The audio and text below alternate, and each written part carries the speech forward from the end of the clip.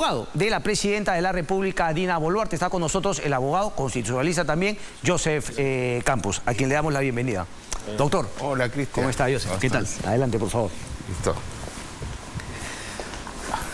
A ver, doctor Campos, lo primero, ¿cómo ha tomado la presidenta Dina Boluarte, usted, su defensa, digamos, la denuncia constitucional presentada por Patricia Benavides, dentro obviamente del contexto de las acusaciones, el caso que surgió el día lunes por la madrugada?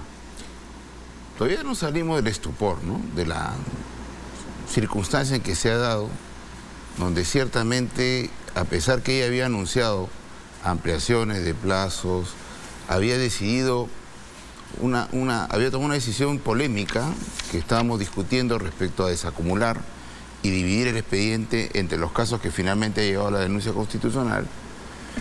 Y de repente, a pesar que había anunciado ese tema, porque además la ampliación había tenido dos motivos. Uno, que habían venido nuevas denuncias, y segundo, que había que reprogramar y programar declaraciones. ¿La ampliación fue por 8 meses? 8 meses. 8 meses. Y luego de esa ampliación es que ustedes también como defensa ya tenían la información que ella pensaba desacumular. No. Eso fue el viernes. Ella decide el viernes desacumular, parte el expediente en dos, se queda con unos chicos con los que finalmente ha llevado a la denuncia constitucional. ¿A qué viernes se refiere? ¿A este viernes o al viernes? Este viernes en la tarde, nos notifican el lunes. Es decir, el miércoles, cuando ella, creo que fue el día miércoles. Lunes. Cuando da la conferencia de prensa. El lunes al mediodía. O sea, solamente lo anuncia y ustedes no tenían ningún documento por el cual saber de qué trataba la denuncia, ¿o sí? El viernes, nada. El viernes en la tarde decide desacumular. El lunes en la mañana nos notifican esa desacumulación. Y en ese momento estábamos viendo cómo cuestionar esa desacumulación, porque tiene una consecuencia perversa. O sea, que en la mañana ya estábamos en la idea de que íbamos a enfrentar... Por eso le digo, no este viernes primero, sino el viernes anterior. Fue que desacumula y el lunes en conferencia de prensa, después del escándalo, es que anuncia que va a emitir una denuncia constitucional. ¿Es correcto? Claro, la secuencia es viernes. Domingo sale la noticia, el lunes en la madrugada sale la captura de Villanueva, etcétera. La captura de Villanueva, al mediodía sale. Bueno, nosotros notificaron la desacumulación el día lunes en la mañana, ese mismo lunes. No había ningún tipo de situación por esperar, porque estaba anunciando que iba a investigar dos situaciones. ¿Y por qué iba a investigar? Porque en ese pequeño grupo lo único que existía era la identidad de algunas personas. Identidad que había sido determinada muchos meses antes, pero que lo único que había era nuevo. Claro, porque lo que hay que determinar no es solamente la identidad. Las necropsias dicen de qué moriste, pero no las circunstancias, que es el debate que nosotros hemos dicho que es necesario antes de ir a denunciar al presidente de la República.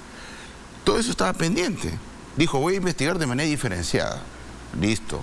Nosotros íbamos a cuestionar esa decisión porque para nosotros ahora se ha quedado con uno en denuncia constitucional y con su por si acaso investigando de otra manera. Entonces, pero apareció esto. ¿Qué ocurrió jurídicamente entre el viernes y el lunes? Nada.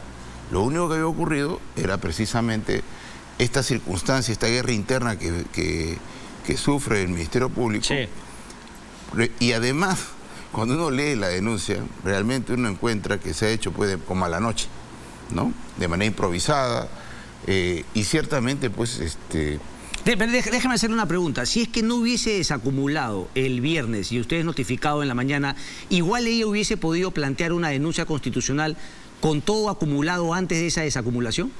Lo que pasa es que yo lo hubiera desarrollado, por ejemplo, algunas circunstancias, poner en conocimiento de lo avanzado que había respecto a algo más que la identidad de las personas, para efectos precisamente de decir, oye, está bien, está mal.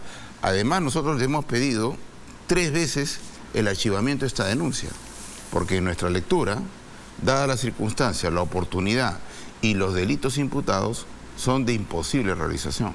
Entonces, el tema que le hemos estado pidiendo constantemente es archiva. Y lo que nos decía, tenemos pendientes actuaciones, ¿no? Y dejaba reservada su respuesta específica. Ok, por eso le llama la atención que, habiendo dicho que tenía todavía pendiente actuaciones, haya decidido finalmente una denuncia constitucional. Ahora, me imagino que usted se ha reunido porque usted es abogado solamente de la presidenta, más no de Alberto Otárola y otros ministros. No, solo soy de la presidenta. ¿Quién es el abogado, perdón, del señor Otárola? No tengo un detalle. Ok. Un equipo, ¿no? Un equipo, pero me imagino que usted ha conversado con la presidenta, sí, claro, digamos, han llegado a la conclusión de que se trataría de una reacción, digamos, política respecto de su caso judicial? Es que no hay nada jurídico que justifique la denuncia constitucional cuando ella decide. ¿Ergo sería una reacción política? Por supuesto. O sea, hoy yo he lanzado dos especulaciones que son mías. Una, o ella cree que el Ejecutivo está en medio de esta guerra, o dos, dada la gravedad de la situación que ha vivido esa guerra interna, donde se ha visto situaciones lamentables como un fiscal provincial atribuir o creer que las oficinas de la fiscal de la Nación son las oficinas de Joseph Campos, Christian Hugh, cuando son oficinas adscritas a la fiscal de la Nación. Entonces es un allanamiento, etcétera. ¿Qué me está queriendo decir? Perdón que lo interrumpan, antes de la idea número 2. Usted me ha dado la número 1. Uno, ok, claro. Y la segunda. Pero cuando me dice, quiere decir que el allanamiento a la oficina de Villanueva es como haber allanado la oficina de la fiscal de la Nación. Es decir, no debió darse, es irregular. Ella tiene, no, él tiene un cargo administrativo, ¿cierto? Él sí. Entonces él tiene un cargo administrativo por el cual debe cumplir. Pero hay oficinas que son parte de las oficinas que están previstas específicamente para el desarrollo de la actividad de un aforado. ¿No? O sea, el fiscal de la Nación, por cierto, tiene un staff, un equipo, oficinas, personal, máquinas, etcétera, que están a su disposición. Entonces, el aforamiento tendría que evidentemente establecerse y poner por lo menos en debate si eso es posible o no es posible. El antecedente de Pedro Chávez dice que ahorita lo soporta, pero para mí, por ejemplo, eso era discutible. Pero entonces, ¿hubo oficinas que, desde su punto de vista, estaban adscritas a la fiscal de la Nación que no debieron ser allanadas por el equipo especial? O por lo menos debe debatirse ese tema, pero por encima de eso, ese lamentable espectáculo que se vio, ¿no? Creo que ha tenido la necesidad de darle opacidad, y para ello no solamente hemos visto la denuncia constitucional, sino un discurso victimizador que yo creo que ha generado irresponsablemente consecuencias por fuera de lo que correspondía, porque ciertamente lo que acá se ve es que esta denuncia ha sido improvisada, apresurada, y cuando uno lee su redacción, con mala noche, ¿no? Ciertamente. En el punto 1, finalmente, ¿hubo o no participación del Ejecutivo en las denuncias respecto de la fiscal de la Nación? Para nosotros ese es un problema de gringos. Cuando me dice para nosotros, ¿a quiénes se refiere? En general, para la presidenta. Nosotros hemos estado generando hemos desarrollado una acción que ha involucrado varias cosas. La primera, plena colaboración con el Ministerio Público para efecto de desarrollar esta investigación. No hemos pedido que vayan a la oficina de la presidenta ni nada por el estilo. Hemos ido hasta en momentos que eran bastante comprometidos porque había simulacro, etcétera, etcétera. El punto ha sido de que nosotros hemos estado... Yo no conozco a ninguno de estos señores que están en la investigación, por ejemplo. Yo sí no los conozco. Es más, a pesar de ser un activo litigante, desconocí ese empoderamiento que ahora aparece respecto a algunos personajes. Como Villanueva, por ejemplo. Yo no lo conozco ni no he conversado en mi vida. Pero no ha conversado con la presidenta Boluarte, si es que, por ejemplo, ella conocía al señor Villanueva de cuando estaba cerca a Palacio de Gobierno en la época de Pedro Castillo. No, yo por lo menos lo que hemos visto y hemos conversado son dos escenarios que evidentemente creo que ya va a tener una traducción en defensas constitucionales. La primera, nunca se pronunció sobre nuestro pedido de archivamiento. Hasta ahora tenemos, no obstante ser hasta aceptado por los abogados de la contraparte, de los familiares de la víctima, de la Procuraduría, que el genocidio no tiene sentido. Y le insiste. Está ahí, en el limbo. O sea, como una herramienta que podría utilizar en algún momento. Con lo cual yo creo que aquí hay una mala interpretación de las posibilidades investigatorias que tienes cuando se trata de un presidente. El presidente es la única autoridad que tiene una representación política diferente, personifica a la nación. La Constitución le da un verbo distinto. ¿Eso qué significa? Más el 117, tú tienes el deber de, primero, no ser una mesa de parte de las denuncias. La fiscal debería entender que está investigando a alguien que tiene una representación política distinta. Entonces deberías hacer la calificación inmediata y no llenarte de este tipo de denuncias porque menoscaba la función y la legitimidad de la investidura presidencial. Déjame hacerle una pregunta más allá de lo que me ha dicho de la figura de la investidura presidencial. Si ella responde de manera política en una investigación netamente no judicial, ella como fiscal de la Nación, porque siente que el golpe le ha venido del Ejecutivo, desde el punto de vista de Joseph Campos como abogado, como ciudadano, ¿no la descalifica Patricia Benavides para ser fiscal de la Nación?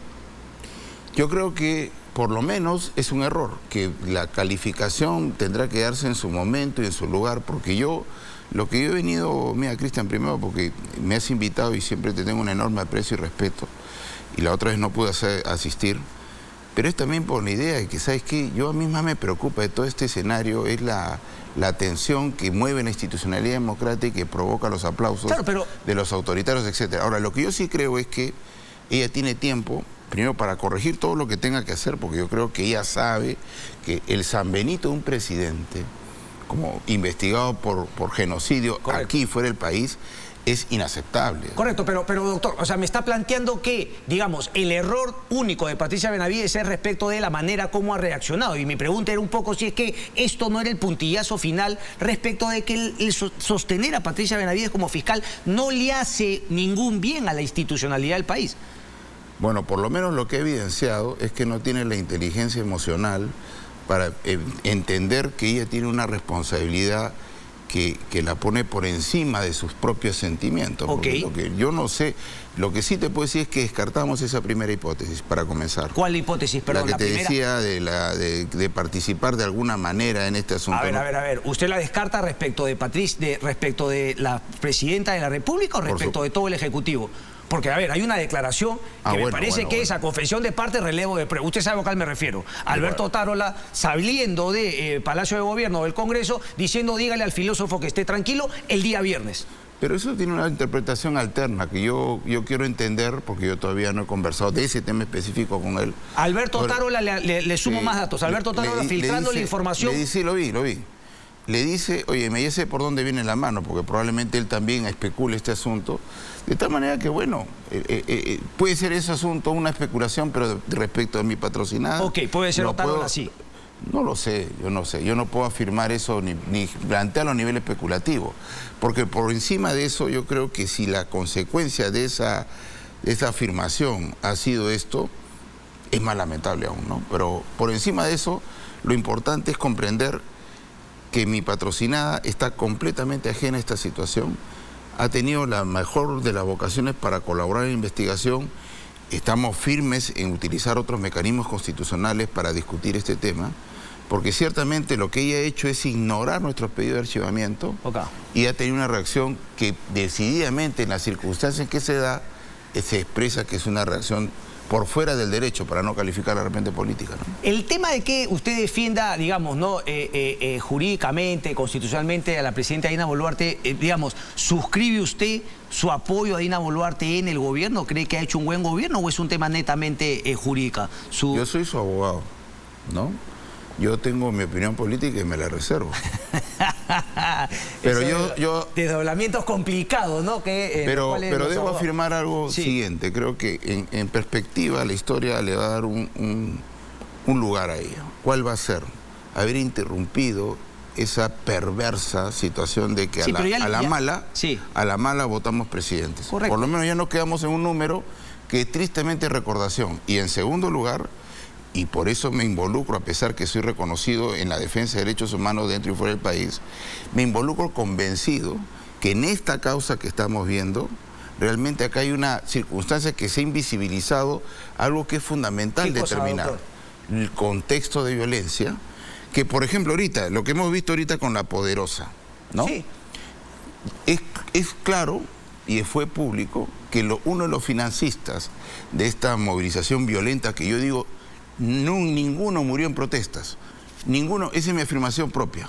Nadie murió en protestas. Ninguno de los... Nadie murió en protestas. Todos murieron en el marco de la movilización violenta, que es una triste realidad que hay que lamentar. Pero doctor, lo que usted me dijo de cortar el tema de Castillo no fue un acto de Dina Boluarte, fue un acto, si se quiere, de Vladimir Cerrón, que la puso como número 2 de la lista. No fue algo que haya hecho Dina Boluarte, discúlpeme. Lo que sí ha hecho Dina Boluarte como presidenta son las decisiones que tomó y que nos llevó a no poder neutralizar la movilización violenta sin muertos. Y necesitó 60, 70 para lograrlo. No, yo creo que ese es un tema que finalmente es parte de la narrativa que yo discuto y que me lleva a defender este asunto. A mí me parece que realmente...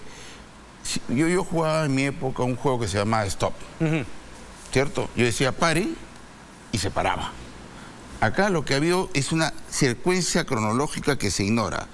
Pasó la violencia, la presidenta llamaba al orden, ¿no? Y decía, repiten... Pero todos sabíamos que iba a haber más violencia. Había que adelantarse a esa violencia. ¿Y qué es lo que se estableció finalmente? Porque esta era demasiado violenta en circunstancias de lo que ocurrieron. Ahora, lo que yo te digo es lo siguiente. Lo que yo sí creo que aquí, todas las muertes que se lamentan, en medio de estas movilizaciones violentas que debería investigarse, sí, abrir la investigación, correcto, quién provocó estas movilizaciones violentas, no, nos lleva precisamente a esta circunstancia en la cual la víctima requiere una verdad que tiene que investigarse, correcto, antes de todo esto. Lo primero es establecer la circunstancia. Pero el otro que merece respeto es ese policía que le estamos diciendo... También, por supuesto. Claro, pero es que por supuesto. Pero es que con esta denuncia constitucional la fiscal de la Nación ya calcinó a los señalados por el solo hecho de aparecer los nombres en esta situación. Por eso que sostengo, ¿no?, la situación complicada y insostenible casi de la fiscal de la Nación. Joseph Campos, un placer como siempre, doctor. Gracias. Muchísimas gracias. Un placer. Vamos a una pausa y regresamos, no se muevan. Gracias.